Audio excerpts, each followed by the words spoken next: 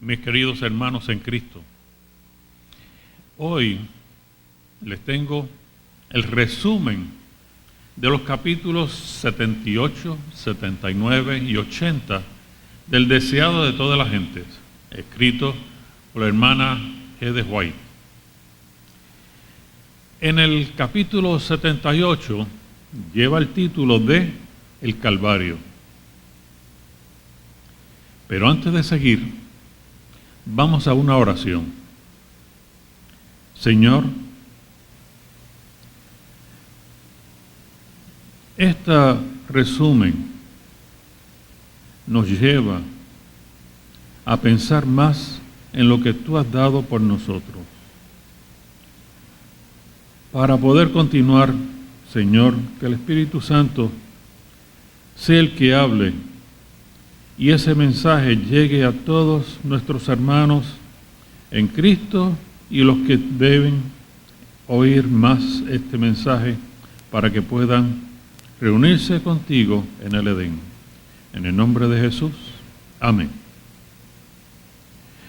Siguiendo lo que dice el título, el Calvario, hemos visto de que había ya tomado preso los sacerdotes y lo llevaron precisamente al primero, que fue Anás, cuando en realidad el que estaba a cargo de los sacerdotes era Caifás. Lo llevaron primeramente a Anás porque era más de experiencia y podía entonces buscar la excusa para poderlo entonces llevarlo a la muerte. Sin embargo, Anás no logró conseguir de que Jesús tuviese alguna excusa para poderlo culparlo. De ahí entonces lo llevan a Caifás. Caifás es más ligero, más fuerte, y aún así pues logra de que el mismo Jesús se incrimine de heresías. De ahí entonces se lo llevan a Pilato, y Pilato, como era el que llevaba la voz cantante en ese momento, porque era una cosa de muerte para llevarlo al crucifijo. ¿Qué sucede? Ahí entonces Pilato es el único que puede decir si puede morir o ser salvado. Pero Pilato no encuentra ninguna excusa, por lo tanto se lo llevan Herodes, y Herodes tampoco consigue nada. Pero por la forma en que los sacerdotes, los príncipes, hicieron esa presión sobre Pilatos ya por último, entonces sí, nombra la muerte de Jesús. Pero para esto entonces, a Jesús muere fuera de las puertas de Jerusalén para ser ejecutado, donde eran ejecutados precisamente los criminales y los homicidas. Pero eso me llama la atención, porque precisamente Adán y Eva, cuando pecaron, tuvieron que salir también del Edén. O sea, hay una imagen aquí directa de la salida de Adán y Eva del paraíso y Jesús saliendo también de Jerusalén para morir fuera en el Gólgota. Y esto lo vemos también porque es Jesús el Cordero, el que tiene que morir, porque según los mandamientos, o sea, si tú pecas, para poder entonces salir, el que peca tiene que ser muerto. Cada pecado implica la muerte. Por lo tanto, aquí también Jesús va a morir por nosotros, por nuestros pecados. Vamos a ver qué nos dice en Hebreos 13:12. Y en Hebreos 13:12 dice, por lo cual también Jesús, para santificar al pueblo por su propia sangre, padeció fuera de las puertas. Ahí lo confirman en Hebreo. Los sacerdotes y los príncipes se habían comprometido a no molestar a los seguidores de Jesús si les eran entregados. Fíjense en qué cosa. Así los discípulos y creyentes de la ciudad y de la región circundante pudieron unirse a la muchedumbre que seguían al Salvador. O sea, por eso es que vemos que Jesús tenía seguidores, muchos, cuando iba en dirección al Gólgota. Y es curioso que también la cruz que lleva Jesús, esa cruz no le pertenecía a él, sino a Barrabás. Pero como Pilato le había dicho al pueblo a quién iban a escoger, si entre Jesús o Barrabás, ellos escogieron a Barrabás para que se fuera salvado. Por lo tanto, ahí entonces Jesús lleva la carga, no solamente de Barrabás, sino de todos nosotros. En el camino hacia el Gólgota, ya Jesús había sido lacerado, le habían dado latigazos. Fíjense que en cada una de las estaciones que fue a los juicios, desde Anás, Caifás, Pilato, Herodes, cada vez le azotaban, o sea, ya estaba su cuerpo lacerado de tal forma que ya estaba agotado. En el camino hacia el Gólgota, ahí encuentran a Simón Cireneo y se apoderan de él para que entonces lleve la carga de la cruz. Lo que sí me llama la atención del deseado de toda la gente, menciona que esa carga de llevar la cruz de Jesús le resultó una bendición a Simón, porque entonces estuvo agradecido por esta providencia. O sea, ya él había oído de Jesús, había oído las cosas fantásticas que había hecho Jesús. Al principio, pues, estaba como cualquiera de nosotros, estaríamos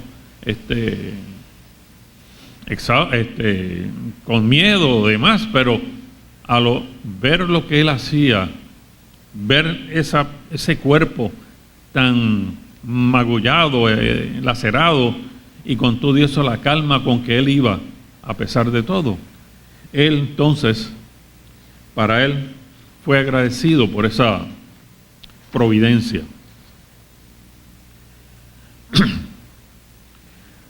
Cuando Jesús entró en Jerusalén, si nos acordamos,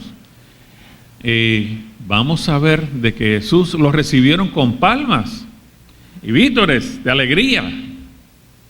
Pero ahora los vítores cambiaron 180 grados. Ahora los vítores decían, crucificarle, crucificarle. O sea, vemos ahí en varios días cómo cambió de esos vítores de alegría a querer matar a crucificar al Salvador.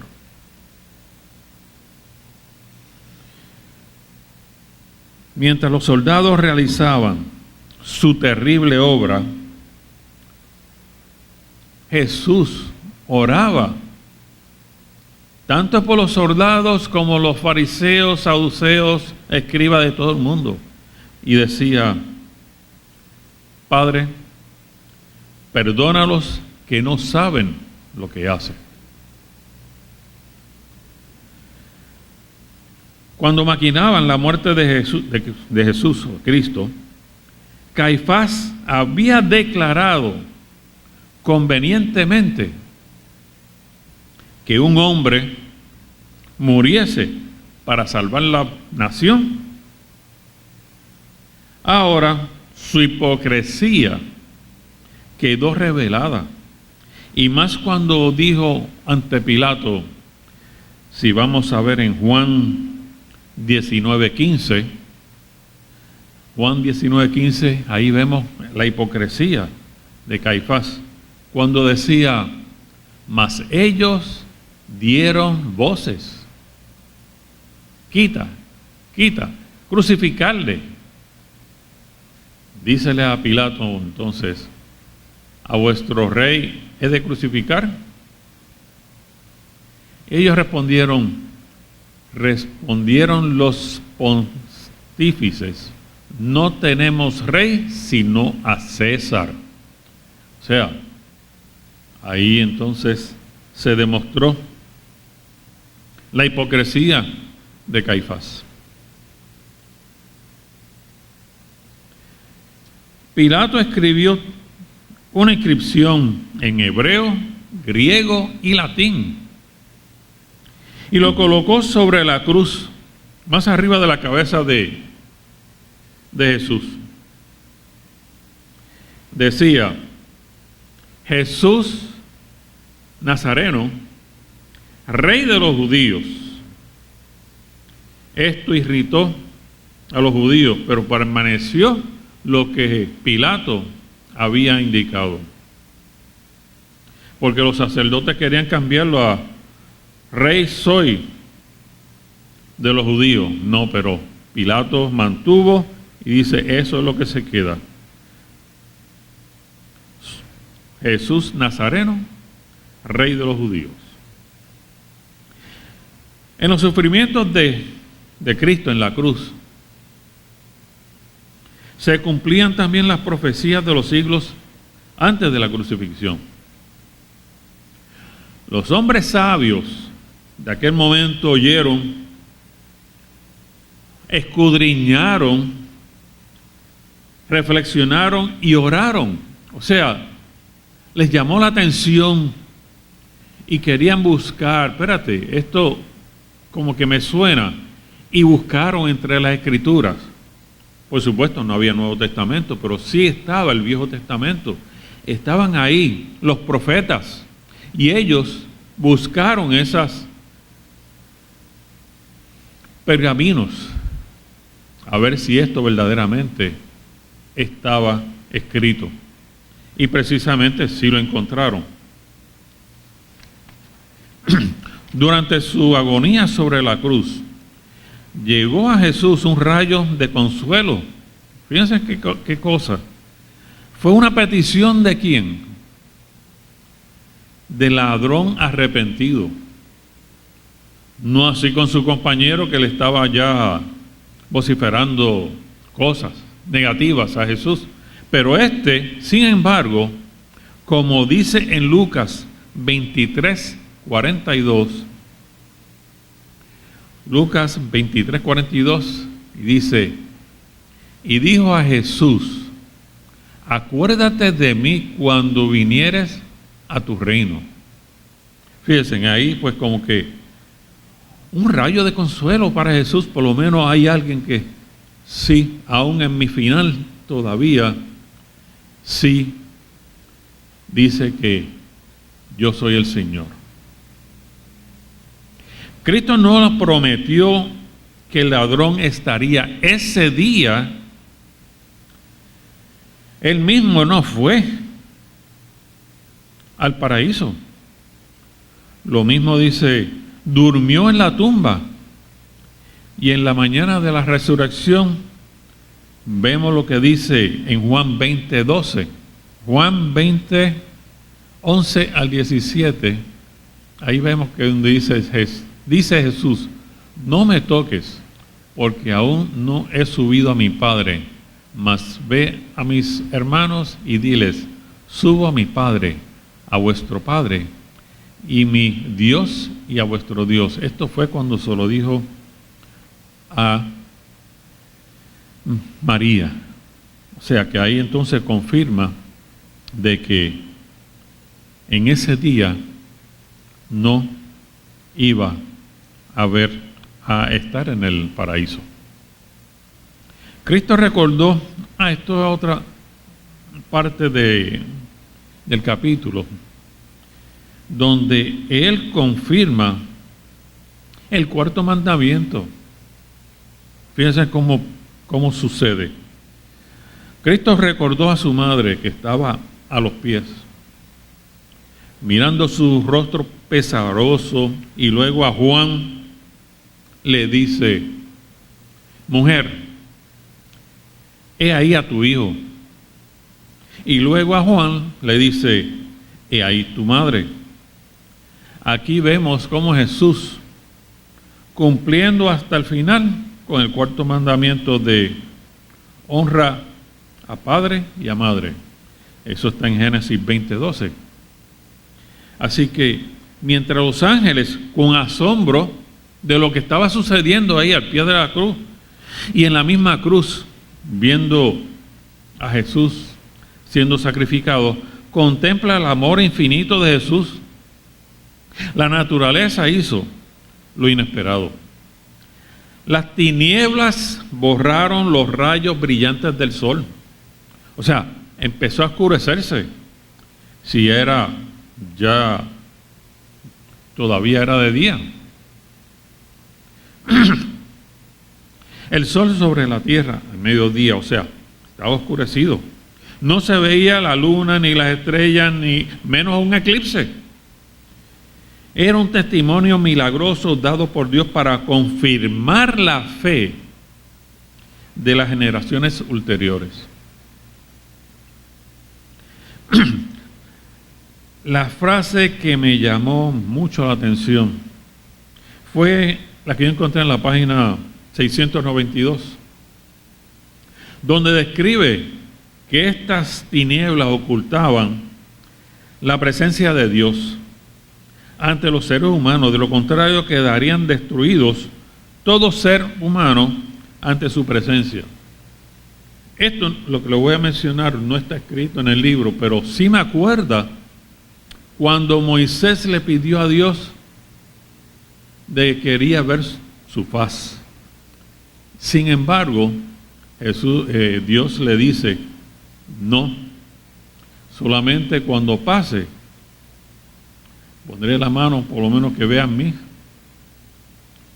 mi presencia, pero no verlo. ¿Por qué? Porque entonces Moisés moriría. Piensen aquí también, ella escribe que con la tiniebla ocultaba la presencia de Dios. Siguiendo la presentación, a la hora nona, eso viene a ser a las 3 de la tarde, se levantó una tiniebla, pero siguió rodeando al Salvador. O sea, todo ya se aclaró, pero todavía a Jesús todavía seguía la tiniebla. Entonces Cristo exclamó, Eloí, Eloí, lama sabactani. Dios mío, ¿por qué me has abandonado? Al oír esto, la esperanza de los que creían en Él quedó abandonada. Y esto me trae también, no está en el libro, pero me trae también, acuérdense, Cristo estaba en la cruz pagando por los pecados de todo el mundo. Por lo tanto, ahí en ese momento Jesús estaba en pecado, nuestros pecados. Por lo tanto, uno no puede estar en pecado y en presencia de Dios, porque de lo contrario uno muere. Por eso es que las tinieblas se desvanecieron, pero se quedó esa tiniebla encima de Jesús. Luego de esto también Jesús dice: tengo sed, donde uno de los soldados le ofreció una esponja con vinagre. O sea, ahí todavía se ve la parte humana de Jesús. Si vamos entonces a la página 694, menciona que Jesús exclamó: consumado es. Padre, en tus manos encomiendo mi espíritu. Aquí, en este momento, entonces, como ya el espíritu, ya los pecados ya fueron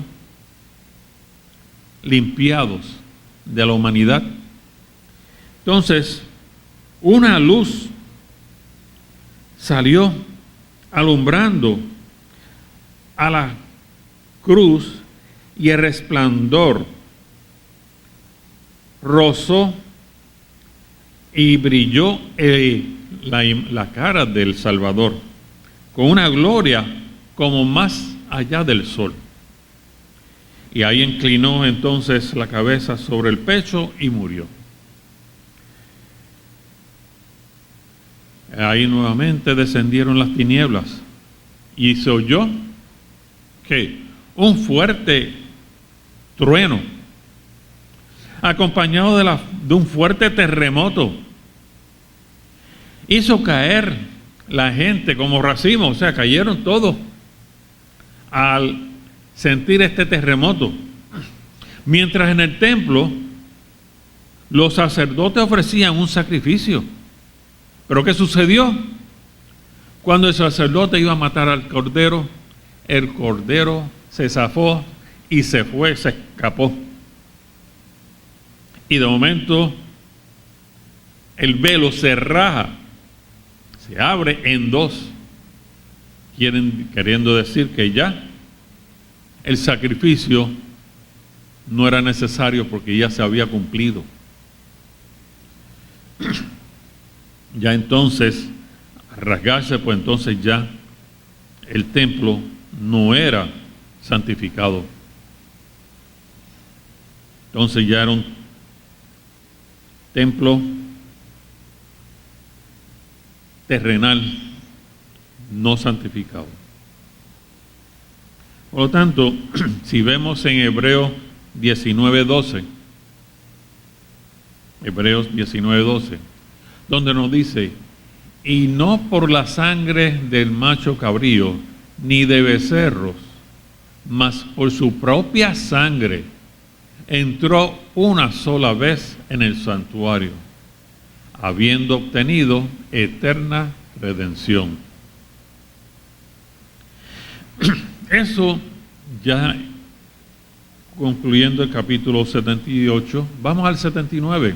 Capítulo 79 lleva por título: consumado es. Aquí, hasta la muerte, el carácter de Satanás no fue revelado claramente ante los ángeles ni al mundo, o sea, ni los ángeles ni los mundos que no le habían fallado a Dios. Pero sí,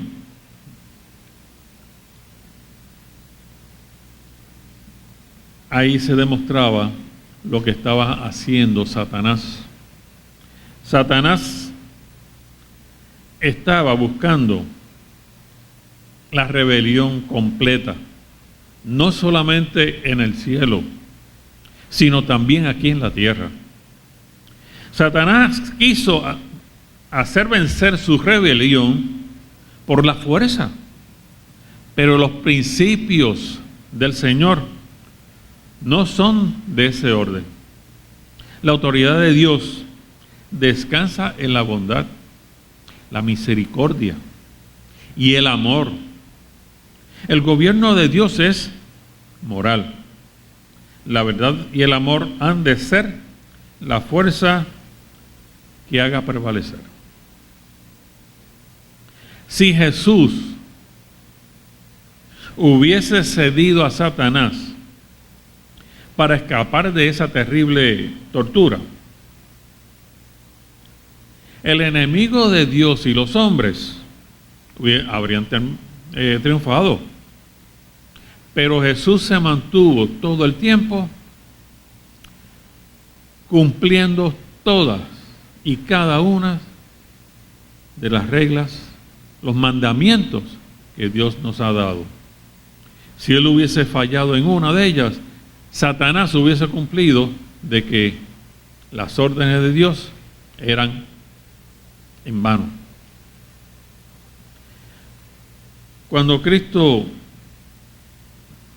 inclinó la cabeza y murió, pero mantuvo su fe y su sumisión a Dios completa.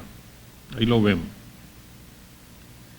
Ahí se había revelado como homicida.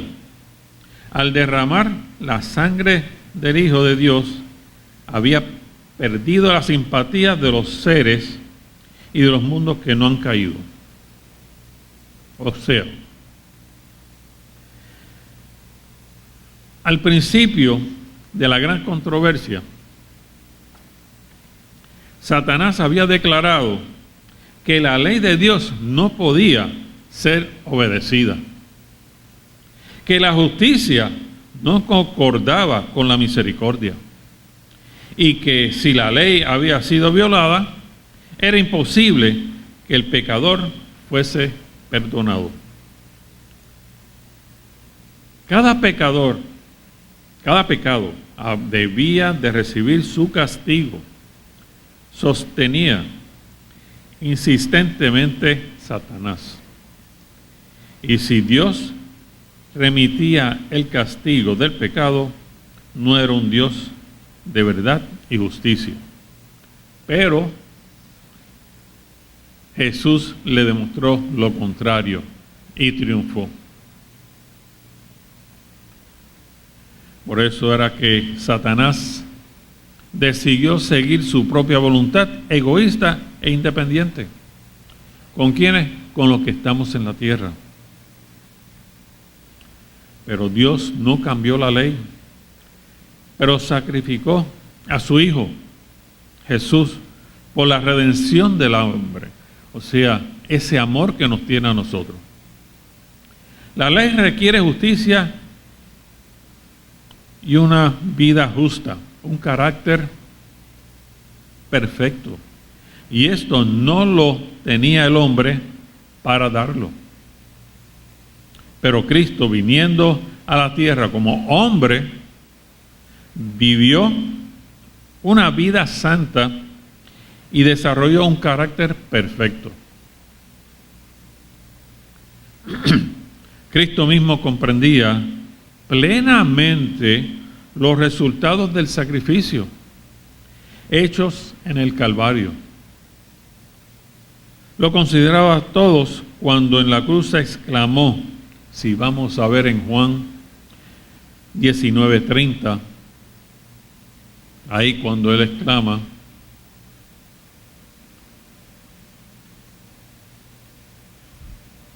consumado es, consumado es.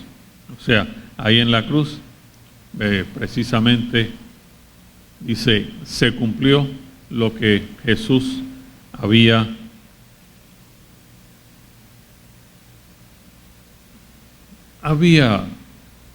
hecho para que no fallase la palabra de Dios Padre. Siguiendo, y vamos al último capítulo. En el último capítulo, el 80, donde dice, lleva el título, En la tumba de José. Viene a ser José de Arimatea. Ahí vamos ya a final de este Calvario. Terminada ya la obra de Jesús con sus manos cruzadas en paz, descansó durante las horas sagradas del sábado en la tumba. El discípulo Juan, que estaba con María y las otras mujeres de Galilea, había permanecido al pie de la cruz. No podía abandonar el cuerpo de su Señor en las manos de los soldados insensibles para los que sepultasen en una tumba deshonrosa, porque cuando terminaba esos cuerpos, los soldados romanos lo que hacían los tiraban en una tumba común, sin una honra ni nada, simplemente tiraban el cuerpo y ya. Pero eso le preocupaba a Juan.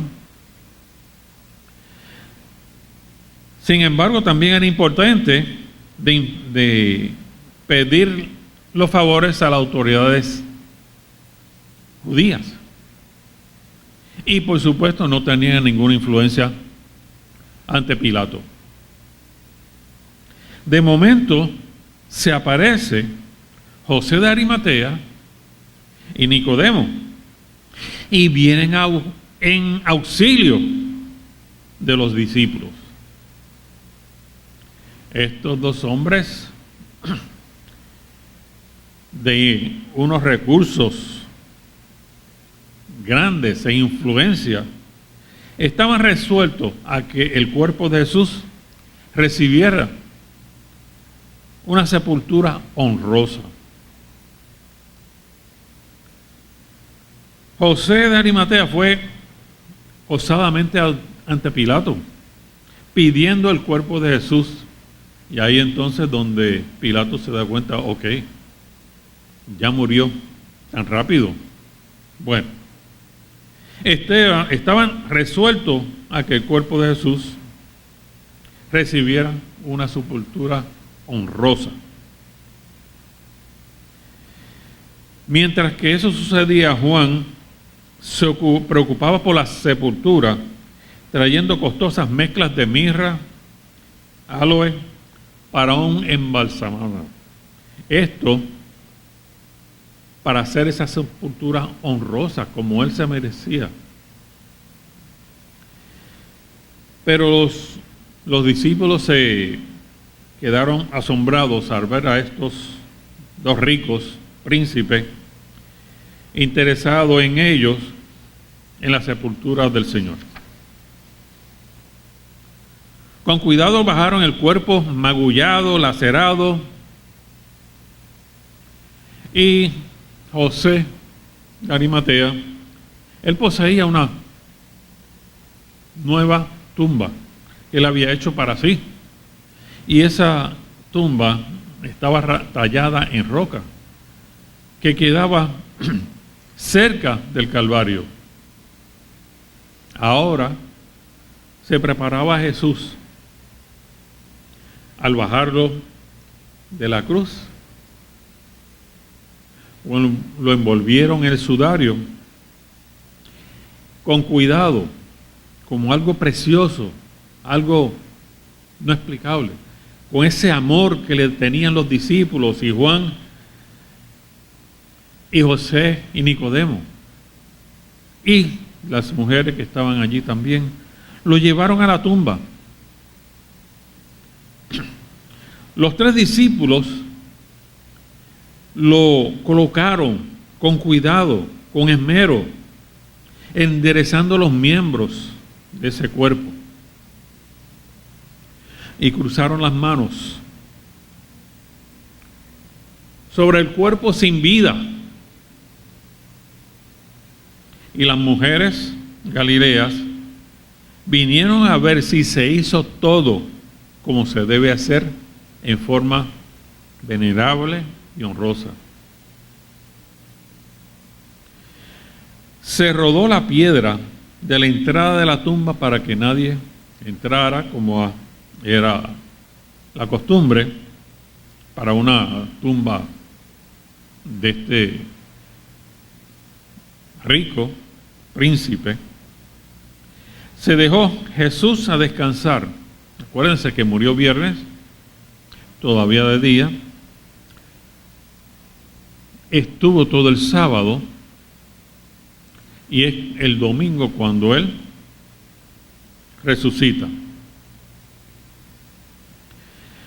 También vemos que las mujeres fueron las últimas en dejar la cruz y también las últimas en dejar la tumba. Y si vemos en Lucas 23:56, y vueltas aparejaron drogas aromáticas y ungüentos y reposaron el sábado conforme al mandamiento. O sea, ellas hicieron todo para cumplir con el mandamiento, cuarto mandamiento. Al ver que todo estaba ya cumplido, van a reposar en el sábado.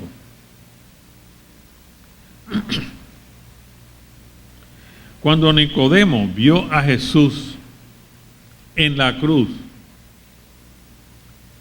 se recordó de las palabras que de noche en el Monte de los Olivos le había dicho, como aparece en Juan 3, 14 y 15. Y como Moisés levantó la serpiente en el desierto, así es necesario que el Hijo del Hombre sea levantado. Piensen cómo todo sigue para que todo aquel que en Él creyere no se pierda, sino que tenga vida eterna. O sea, ya aquí también Jesús le está dando una profecía también de lo que sería. Y Él se acordó de esas palabras. Muchas veces nosotros oímos o vemos en la Biblia palabras y nos traen imágenes de que verdaderamente Jesús es nuestro Salvador.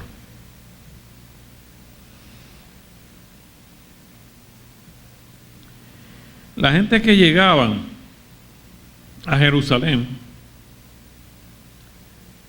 preguntaban dónde Jesús de Nazaret, aquel que había sanado enfermos, leprosos, pero ya era en vano. Ya era en vano. No estaba, ya estaba muerto. Los hombres de intelecto pidieron a los sacerdotes y príncipes que le explicasen las profecías del Antiguo Testamento concerniente al Mesías. Pero estos sacerdotes, estos príncipes, parecían que se enloquecían porque no podían explicarlo. Precisamente encontraban eso en la Escritura. Y cuando aparece en Juan 2:19,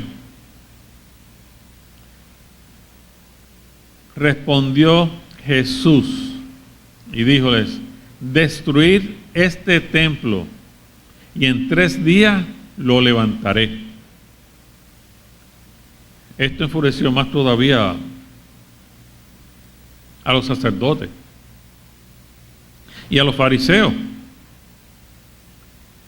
porque se acordaron de esa frase que dijo Jesús y como que, espérate, Él dijo que su cuerpo, tu cuerpo puede ser entonces nuestro cuerpo, el cuerpo de Jesús, que Él lo va a resucitar en 3 días. Pues entonces inmediatamente fueron donde Pilato, para pedirle a Pilato que buscara la forma de mantener la tumba sellada, porque podrían venir los discípulos, hurtar el cuerpo y decir que resucitó. Pero para eso,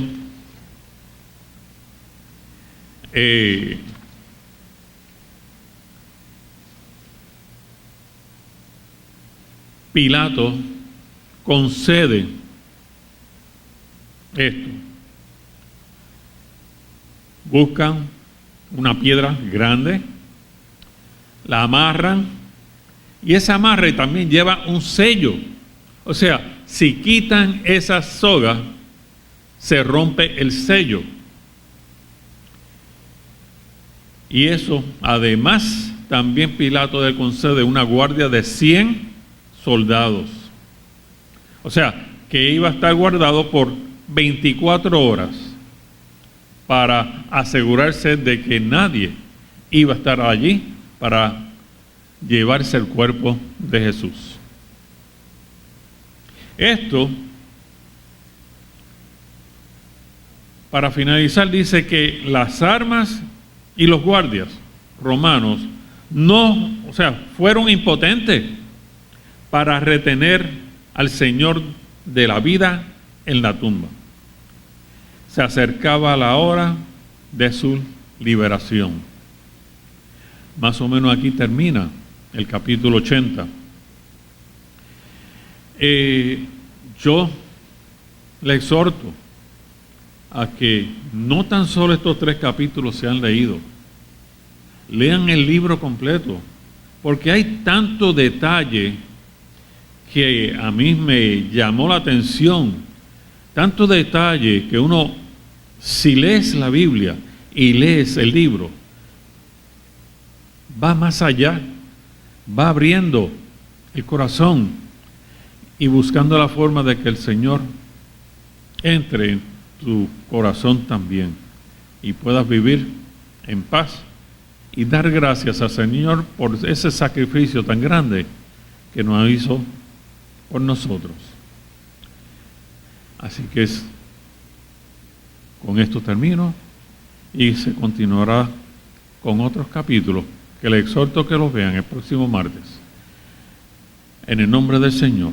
Gracias, Señor, por todos estos mensajes que nos has enviado, a pesar de que ya estás con el Padre en el santuario celestial.